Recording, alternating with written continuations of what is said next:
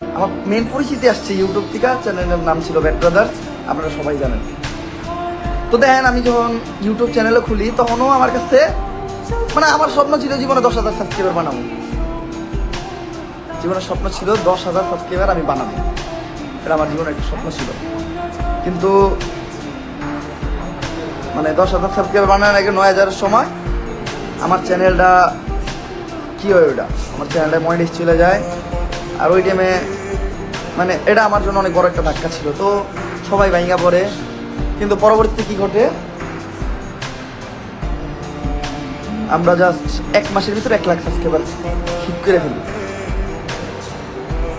তারপর আমাদের টিমের আমার ভুলের কারণে, তাদের ভুলের কারণে, সবার ভুলের কারণে কোনো একটা ঝামেলা হয়, আমাদের টিমে ভাঙে। আমি আবার শূন্যতে চলে আসি, 2 মিলিয়নের সাবস্ক্রাইবার থেকে আমি আবার শূন্যতে চলে আসি। ভুল আমার, ঠিক আছে, আমি আমার ভুল, মানে আমাদের সবাই ভুল, ঠিক আছে। এই যে কারো দোষ নাই ভাই, ছোটবেলা ছিলাম ভাই, ভুল ত্রুটি হইতেই পারে।